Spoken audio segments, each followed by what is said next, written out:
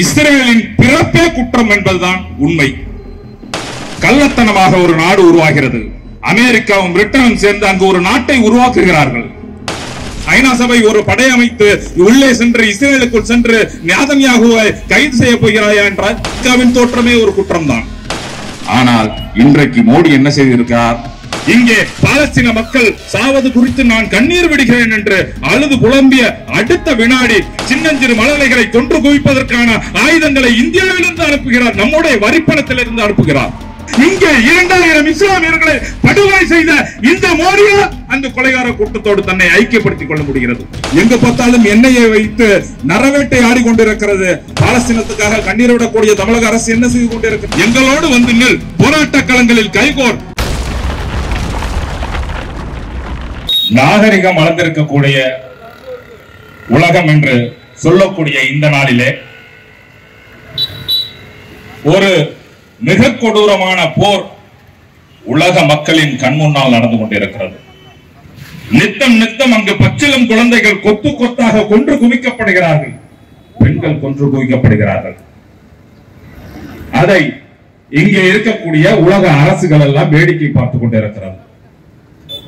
அந்த நிலையில் தான் நாம் இங்கு போராடி கொண்டிருக்கிறோம். கிட்டத்தட்ட இந்த போர் தொடங்கி 400 நாட்களுக்கு மேலாக ஆகிறது.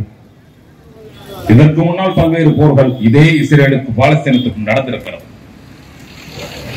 இந்த இன அழிப்பு போர் தொடங்கி 400 நாட்களுக்கு மேலாக ஆகிறது. இங்கே பல்வேறு நாடுகள், வல்லாதிக்க நாடுகள், உலகத்திற்கு ஒழுங்குகளை சொல்லித்தரும் என்று தன்னை மார்தட்டி கொண்டிருக்கக்கூடிய நாடுகள் எல்லாம் இந்த இஸ்ரேலின் இன போரே குற்றம் என்று பல்வேறு விஷயங்கள் வந்தது. ஆனால் இஸ்ரேலின் பிறப்பே குற்றம் என்பதுதான் உண்மை. பாலஸ்தீனம் என்ற ஒரு நாடு இருந்தது. ஏற்கனவே தோழர் விடுதலை குமரன் அவர்கள் சொன்னார்கள். 1947க்கு முன்னால் இந்தியா கிடையாது, இஸ்ரேல் கிடையாது, ஆனால் பாலஸ்தீனம் இருந்தது என்று.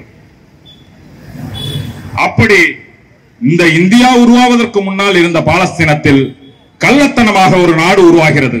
அமெரிக்காவும் பிரிட்டனும் சேர்ந்து அங்கு ஒரு நாட்டை உருவாக்குகிறார்கள்.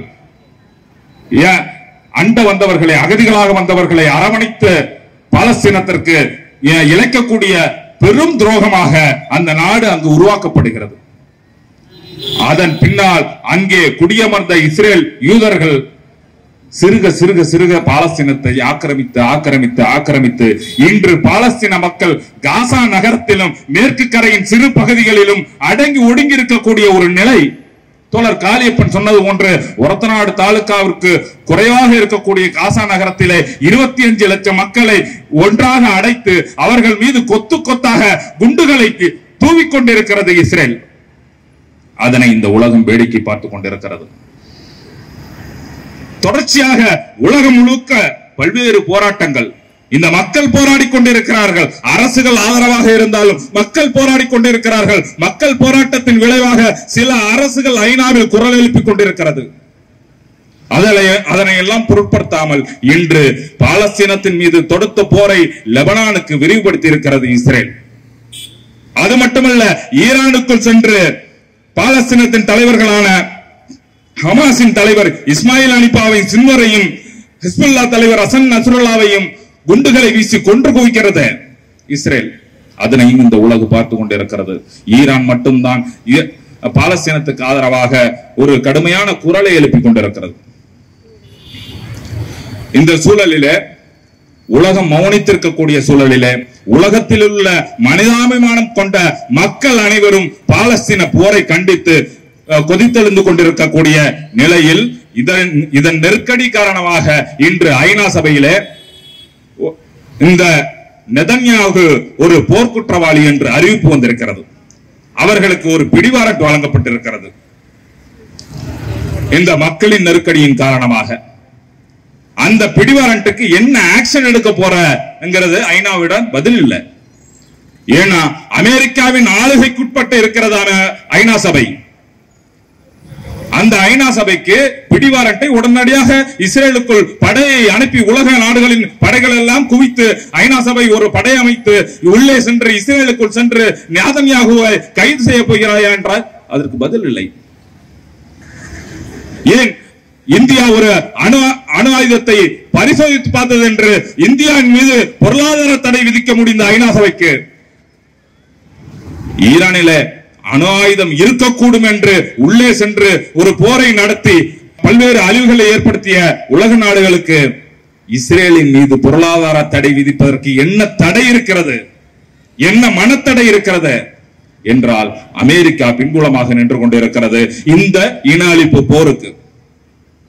அமெரிக்காவுக்கு இது ஒன்றும் புதிதல்ல. அமெரிக்காவின் தோற்றமே ஒரு குற்றம் தான். அங்கே அமெரிக்க மண்ணிலே வாழ்ந்த பழங்குடி மக்கள் செவ்விந்தியர்களை அழித்தொழித்து உருவாக்கப்பட்டதுதான் இன்றைய அமெரிக்கா. அதே போன்ற ஆஸ்திரேலியாவுக்கு சென்று அப்ரிஜன்கள் போன்ற பழங்குடியினர்களை அழித்து ஒரு புதிய நாட்டை உருவாக்கினார்கள். அதே போன்ற ஒரு அழித்தொழிப்பை இன்று நம்முடைய இந்தியாவையும் கொண்டு போய் சேர்ப்பதற்கான வேலையை மோடி செய்து விட்டார். இந்தியாவுக்கென்று ஒரு பாரம்பரியம் இருக்கிறது. பாலஸ்தீன வரலாற்றில் முதலாக இஸ்ரேல் என்ற ஒரு நாடு 1948 அங்கு உருவாக்கப்பட்ட போது அதை கடுமையாக எதிர்த்தார் காந்தி. நேரு அதனை எதிர்த்தார். அதன் பிறகு தொடர்ச்சியாக இந்திய அரசு அனைத்துமே பாலஸ்தீன ஆதரவு நிலைப்பாட்டில் தான் இருந்தது. இந்த இஸ்ரேல் என்ற நாட்டை அங்கீகரிப்பதற்கு தொடக்க கால இந்தியா மறுத்தது. ஆனால் இன்றைக்கு மோடி என்ன செய்திருக்கார்? ஒரு கொலைகாரன் கொலை பண்ணிட்டான், ஒரு 10-15 சாமானிய மக்களை கொலை பண்ணிட்டான். உடனடியாக அங்க இருக்கக்கூடிய பஞ்சாயத்து தலைவர் என்ன பண்றாருன்னா, நேரா மாலையை தூக்கிட்டு போய் செத்து போனவங்களுக்கு எல்லாம் மாலையை போட்டுட்டு ஒரு அழுது கண்ணீர் விட்ட மாதிரி நடிச்சுட்டு நேரா கிளம்பி கார் எடுத்துக்கிட்டு எங்க போறாருன்னா, இந்த கொலை பண்ணான்ல அவன் வீட்டுல விருந்து சாப்பிட போறாரு, அவனோட போய் சரக்கடிக்க போறாரு. அதே போன்ற செயலை தான் இன்று இந்த மோடி செய்து கொண்டிருக்கிறார். இங்கே பாலஸ்தீன மக்கள் சாவது குறித்து நான் கண்ணீர் விடுகிறேன் என்று அழுது புலம்பிய அடுத்த வினாடி அங்கே சென்று இஸ்ரேலுடன் உறவு பாராட்டுகிறார், அங்கே ஆயுதங்கள் அனுப்புகிறார். இந்த போரை நடத்துவதற்கு அங்கு இருக்கக்கூடிய பாலஸ்தீனத்தில் வாழக்கூடிய சின்னஞ்சிறு மழலைகளை கொன்று குவிப்பதற்கான ஆயுதங்களை இந்தியாவிலிருந்து அனுப்புகிறார், நம்முடைய வரிப்பணத்திலிருந்து அனுப்புகிறார். அங்கே இவ்வளவு போர் பதற்றமான சூழலிலும் 10,000 தொழிலாளர்களை வேலைக்கு அனுப்புகிறார். அந்த உள்கட்டமைப்பை சீரமைப்பதற்காக, இஸ்ரேலின் உள்கட்டமைப்பை சீரமைப்பதற்காக சிறிதளவும் கிஞ்சித் அளவும் இஸ்ரேல் பின்வாங்கிவிடக் கூடாது என்பதற்காக இந்த மோடி அங்கே தன்னுடைய ஆட்களை அனுப்புகிறார், நிதி அனுப்புகிறார், ஆயுதம் அனுப்புகிறார், அனைத்தையும் அனுப்புகிறார். ஆனால் இங்கே கண்ணீர் விடுகிறார். இங்கே உலகத்தில் ஒரு பாசிஸ்டுகளின் கூட்டணி அமைந்து கொண்டிருக்கிறது. இப்ப ட்ரம்ப் அமெரிக்காவில் ஜெயிச்சிட்டாரு. அதே போன்று அங்க நாதன்யாகு, இங்கே மோடி என்ற பாசிஸ்ட். எல்லாரையும் பார்த்தால் அனைவரும் கொலைகார கூட்டங்களாக இருந்து கொண்டிருக்கிறார்கள். அனைவரும் இனப்படுகொலையாளர்களாக இருந்து கொண்டிருக்கிறார்கள். அந்த இஸ்ரேலின் போரோடு தன்னை எப்படி ஐக்கியப்படுத்திக் கொள்ள முடிகிறது? அந்த சின்னஞ்சிறு பிள்ளைகளின் இறப்பை கண்ட பிறகும் தன்னை எப்படி ஐக்கியப்படுத்திக் கொள்ள முடிகிறது இந்த மோடியால் என்றால், இங்கே 2000 இஸ்லாமியர்களை படுகொலை செய்த இந்த மோடியால் அந்த கொலைகார கூட்டத்தோடு தன்னை ஐக்கியப்படுத்திக் கொள்ள முடிகிறது. அதுதான் இவர்களுக்குள்ள ஒரே ஒற்றுமை, ஒரே பொருத்தம். இந்த சூழலில் நாம் என்ன செய்ய போகிறோம் என்பதுதான் இன்றைய கேள்வி. உலக நாடுகளில் இருக்கக்கூடிய கொலைகார கூட்டம் எல்லாம் இந்த பாலஸ்தீனத்துக்கு எதிராக போரை தொடுத்து கொன்று குவித்துக் கொண்டிருக்கக்கூடிய சூழலில் உலகம் முழுக்க இருக்கக்கூடிய சாமானிய மக்கள் எல்லாம் நல்ல மனம், அதாவது இரக்க மனம் கூட படித்த மக்கள் எல்லாம், மனிதநேயம் கொண்ட மக்கள் எல்லாம் போராடி கொண்டிருக்கிறார்கள். நாமும் இங்கு போராடி கொண்டிருக்கிறோம். இங்கே தஞ்சையிலே ஒரு பேரணியை, பொதுக்கூட்டத்தை நடத்துவதன் வாயிலாக அங்கே எப்படி போரை நிறுத்த முடியும் என்ற கேள்வி நமக்கு எழலாம். உலகம் முழுக்க இருக்கக்கூடிய நாடுகளில் இருக்கக்கூடிய மனிதநேயம் கொண்ட மக்கள் எல்லாம் போராடியதன் காரணமாக, அந்த மக்களின் அழுத்தத்தின் காரணமாக அந்த நாடுகள் ஐநா சபையில் கோரிக்கைகளை முன்வைத்து அந்த கோரிக்கைகள் எல்லாம் ஒன்று திரண்டு தான் இன்று நாதன்யாவுக்கு பிடிவாரண்ட் வரும் அளவுக்கு வந்திருக்கிறது. அதே போன்ற நம்முடைய போராட்டம் மிகப்பெரிய அளவிலே ஒருங்கிணைந்த போராட்டமாக, இங்க ஒடுக்கப்பட்ட மக்கள் அனைவரும் ஒருங்கிணைந்த போராட்டமாக, இங்கு மனிதநேயம் கொண்ட மக்கள் அனைவரும் ஒருங்கிணைந்த போராட்டமாக எழும் பட்சத்தில் இந்த தமிழக அரசையும் இந்திய அரசையும் நம்மால் நெருக்கடிக்குள்ளாக்க முடியும். இங்கே மோடி என்பவன் இனப்படுகொலையாளன், இங்க ஒரு பாசிச அரசு ஆட்சியை நடத்தி கொண்டு இருக்கிறான். இங்க இருக்கக்கூடிய இஸ்லாமியர்கள் எல்லாம் படுகொலை செய்து கொண்டிருக்கிறான். இவன் பாலஸ்தீனத்துக்கு எதிராக நம்மோடு இணைவானா என்றால் இணைவாட்டான். ஆனால் இங்க இருக்கக்கூடிய தமிழக அரசு என்ன செய்து கொண்டிருக்கிறது, பாலஸ்தீனத்துக்காக கண்ணீர் விடக்கூடிய தமிழக அரசு என்ன செய்து கொண்டிருக்கிறது என்று நாம் பார்க்க வேண்டிய தேவை இருக்கிறது. நாம் இங்கு போராடி கொண்டிருக்கக்கூடிய இந்த சூழலிலே பாலஸ்தீனத்திற்காக இந்த அரசு நிற்க வேண்டும் அல்லவா? தன்னை சிறுபான்மையினரின் பாதுகாவலனாக சொல்லிக் கொள்ளக்கூடிய இந்த திமுக அரசு இங்கே நம்மோடு நிற்க வேண்டும் அல்லவா? இங்கு மிகப்பெரிய போராட்டங்களை எழுப்ப வேண்டும் அல்லவா? அந்த போராட்டங்களின் வாயிலாக இந்திய அரசுக்கு ஒரு நெருக்கடியை உருவாக்க வேண்டும் அல்லவா? ஆனால் மாறாக இந்திய அரசோடு சமரசம் செய்து கொண்டிருக்கிறது இந்த திமுக அரசு. அதை நாம் வேதனையோடு பார்த்து கொண்டிருக்கிறோம். இதை கைவிடுங்கள் என்று நாம் சொல்ல வேண்டிய தேவை இருக்கிறது.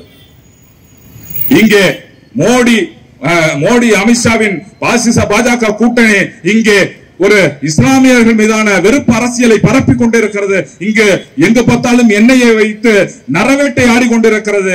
அந்த சூழலில் அதோடு இணையும் விதமாக இங்க சூடு மன்சூர் தோழர் அவர்கள் திராவிட இயக்க பின்புலத்திலிருந்து வந்தவர். அவருடைய ஒட்டுமொத்த குடும்பத்தையும் கைது செய்திருக்கிறது. என்ன காரணம் சொல்லி கைது செய்திருக்கிறது என்றால் ஹிஸ்புத் தஹ்ரீர் என்ற அமைப்பின் தொடர்பு இருக்கிறது என்று.